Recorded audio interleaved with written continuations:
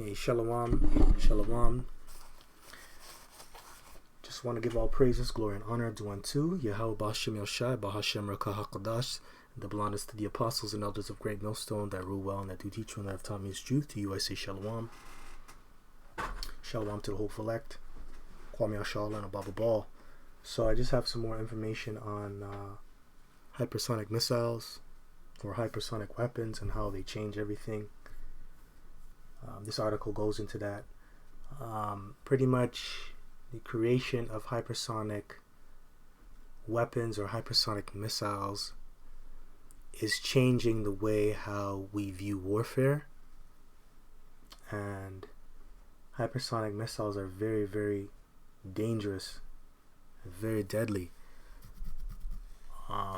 So I want to just start off with a precept though. This is Isaiah chapter 9 verse 5. For every battle of the warrior is with confused noise and garments rolled in blood.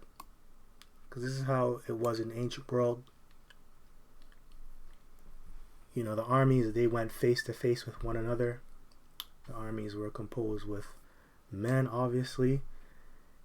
They had shield and buckler. They had chariots with horses. They had swords and they had spears.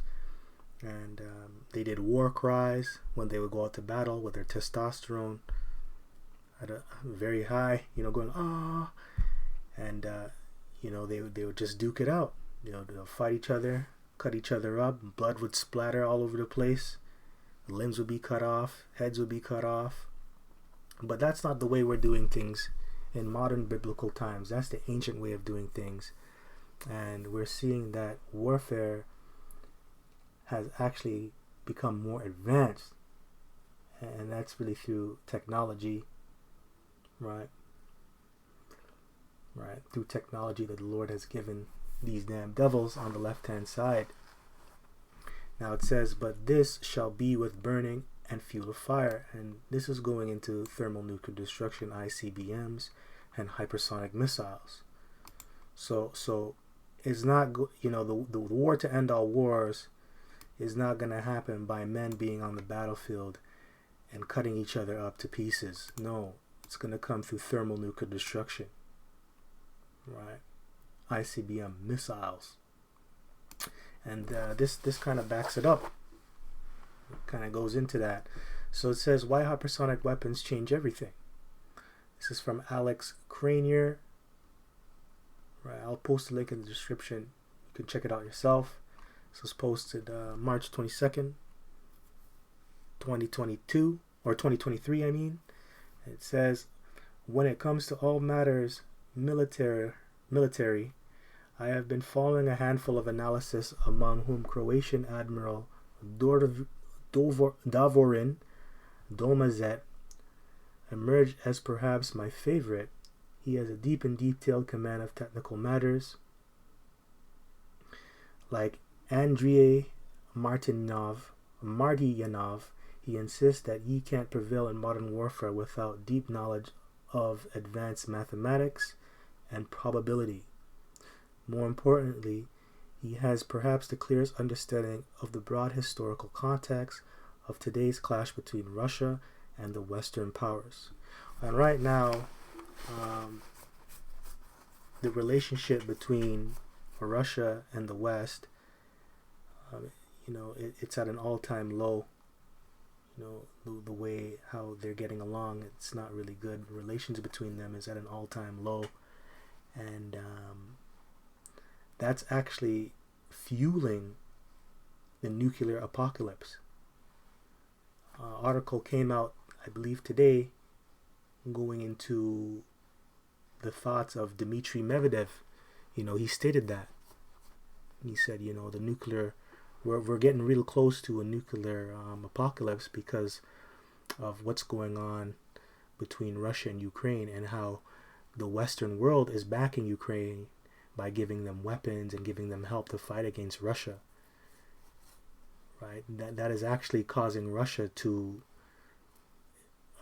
it's actually making the Russian leaders, Vladimir Putin, to want to use nuclear weapons, right? So yeah, it's not good, right? So it says between Russia and the Western powers, unfortunately, Admiral Domazet does not give many interviews and none in English, but I thought that his last one was important enough to share more broadly in this article. All right. Okay, so I believe that's him, Croatian guy there, the officer, former. So it says here, I'm going to go into this part, okay? However, it says about Russia's hypersonic weapons. However, the part of Damazet's last interview that I found particularly worth sharing was what he laid out about Russia's hypersonic weapons. It was in 2018 that Vladimir Putin took the stage to present Russia's new hypersonic weapons. The term hypersonic refers to missiles that fly at speeds of Mach 5 and higher. At the time, many in the West dismissed Putin's claims and thought it was a bluff. So they thought it was a joke. We now know that he wasn't bluffing. Russia is the only country in the world that has developed ready hypersonic missiles. Not one, but 3 types: Zircons, Kinzhals, and Avangard's. I spoke about the Zircon and I spoke about the Avangard in my previous lessons. Those are very serious. Now it says, Domazet explained why these weapons are radical game changers in warfare. Namely, in World War I, tanks were the game-changing military technology. Since World War II, it's been the Air Force.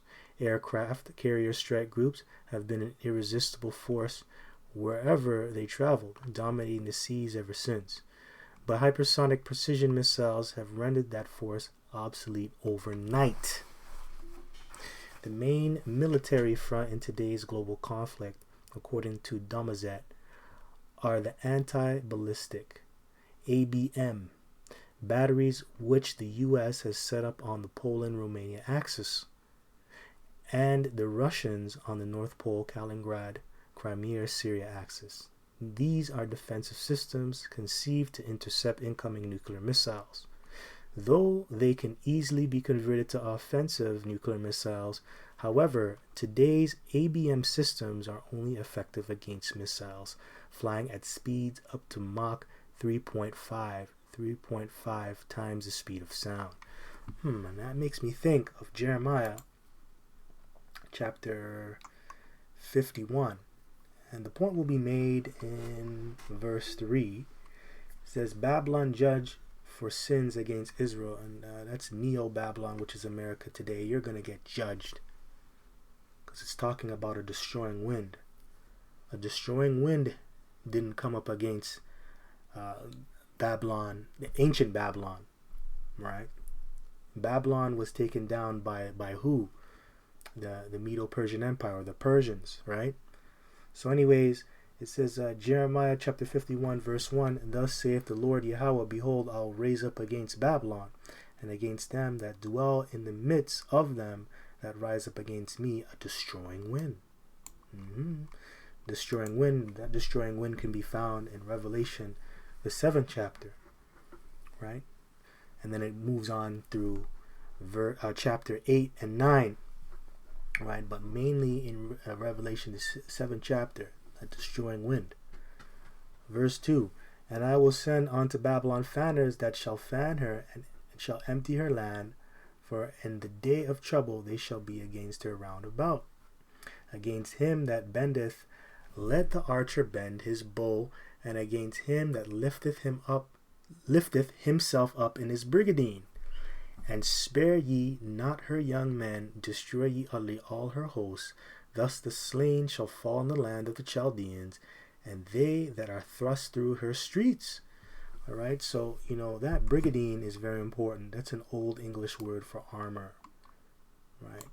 And that's what they would put on in the ancient world, some type of armor to go up against the sword slashing you and stuff like that. But when you translate this into modern day language, that's going into the missile defense systems, right? And they're only going to do so much. they're not going to really be affected in these last days, be effective in these last days. Because these missiles, they're going to get through. And you're seeing more proof of that. Right? So this is their missile defense systems. It says, however, today's ABM systems are only effective against missiles flying at speeds up to Mach 3.5. Right? So there's a lot of missiles out here that fly faster than Mach 3. Especially these hypersonic missiles. So it's showing you that these are a game changer. And with what we're seeing in the news, you know, a nuclear apocalypse can happen at any moment. You know, nuclear war is on the horizon. So the technology is not keeping up with how the Lord is pushing out prophecy. So nuclear war is inevitable, and I don't think they're going to be able to make these defense systems in time to combat these hypersonic missiles. That's just my opinion on how prophecy is playing out and how we're seeing things. You know, this place is just going to get destroyed. It doesn't add up. So now I just want to get Joel chapter 2 verse 4. The appearance of them is as the appearance of horses, and as horsemen so shall they run. That's right. And you know, that's how they're going to appear. Because what is horse? What is a horse? A horse represents power, right? And when horses run, or when they run on the field or run on the ground, it makes a lot of noise, and that's how these missiles are going to appear. You know, they're going to look very powerful, and they're going to sound loud by breaking sound barriers in the sky, right? So it says, and as horsemen, so shall they run. Like the noise of chariots on the tops of mountains shall they leap. Like the noise of a flame of fire that devoureth the stubble, as a strong people set in battle array. That's right, and they're going to come in their formation, and they're going to make a lot of noise, and they're going to destroy a lot of things, right? Going at different speeds, Mach speeds, Mach 3 and up, right? And these hypersonic missiles, they go Mach 5 and higher. Before their faces the people shall be much pained, all the faces shall gather blackness. They shall run like mighty men, they shall climb the wall like men of war, and they shall march every one on his ways, and they shall not break their ranks. Right? So all these missiles that are coming to destroy the Babylon the Great, they're not going to miss their mark. And they're going to get through these missile defense systems. And this includes hypersonic missiles too. Right? So it says, and they shall not break their ranks. Why? Because the Lord is going to be behind them. It says, the Lord, the angels are a minister of flame of fire. And that's what these missiles are going to bring, fire.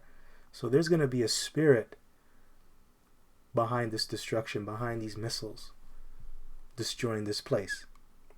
Neither shall one thrust another, they shall walk every one in his path, and when they fall upon the sword, they shall not be wounded. They shall run to and fro in the city, they shall run upon the wall, they shall climb up upon the houses, they shall enter in at the windows like a thief. That's right, and it reminds me of 2 Peter chapter 3 and 10. Let's get it real quick here. 2 Peter chapter 3 and 10. But the day of the Lord will come as a thief in the night, in the which the heavens shall pass away with a great noise, and the elements shall melt with fervent heat, the earth also, and the works that are therein shall be burned up. And that's talking about thermonuclear destruction. And that's how it's going to come, like a thief in the night. The day of the Lord will come as a thief in the night, when you least expect. It could be a nice day, right? Could be a nice day outside, about to go to work, get your coffee, your morning cup of joe, or whatever. And then boom, that's when destruction comes, man. And elements shall melt with fervent heat.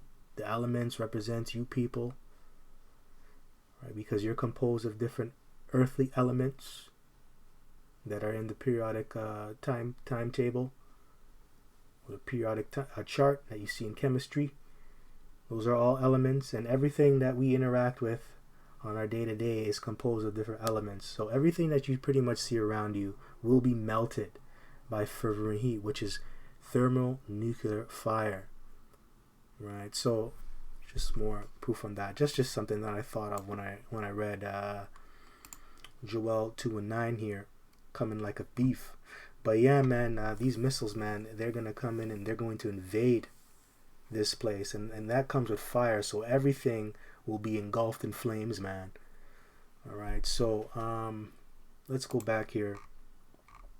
Now it says the Kinzhal, that's one of their hypersonic missiles, Russia's, turns mighty aircraft carrier strike groups into sitting ducks.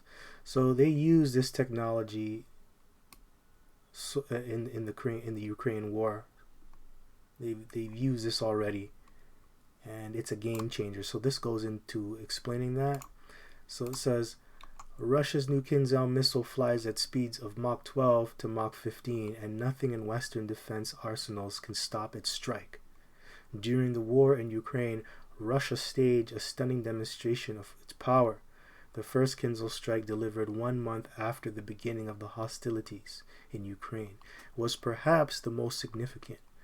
Russian forces targeted a large weapons depot in Ukraine, which had been built during the Soviet times to withstand a nuclear strike. It was buried 170 meters, over 500 feet underground, and protected by several layers of armored concrete. Damn, that's stacked. The Kinzhal flies at altitudes of between 20 and 40 kilometers with a maximum range of 2,000 kilometers. When above target, it dives perpendicularly and accelerates to 15 Mach, generating enormous kinetic energy in addition to its explosive payload. So, wow. So it generates energy, and then that's not including the explosive payload that it gives out. Wow. So that's extremely powerful. Extremely powerful. So it's not your average nuclear missile. You know, it's different. It's more advanced. That first strike with a single Kinzhal missile destroyed Ukraine's nuke-proof underground weapons depot. This was a message for the West. So yeah, man, you know, it's a game changer. The warfare, nuclear warfare, is always being polished, always being worked on. You know, the way, just like what I explained earlier in Isaiah 9 and 5, the old way of doing things is going out the window, and the technology that the Lord gave these people is accelerating how we fight in battle, right? It's pretty crazy. So yeah, man, that's all that I have from here. It goes on to explain more. There's more information. I read it already, but this is coming from an admiral, a Croatian admiral, a retired one. So this guy's in the military. He has knowledge. He has information. So he's letting you know, man, that hypersonic weaponry is changing how we view warfare. And this is biblical prophecy, and this is why you should be in holy conversation with Yahweh Bashem Yahushua, and you should be getting in his good graces so you can get saved. Because what you're going to experience is something that mankind has never experienced before, when these weapons are going to be used in these last days. So anyways, with that, I hope this was edifying. Until next time, I just want to give all praises, glory, and honor due unto Yahweh, Bahashem, Yahweh Shai, Bahashem Rakah HaKodash, and double honors to the apostles and elders of Grey Millstone, GMS, and Shalom to the hopeful elect, Kwam Yashala. Shalom.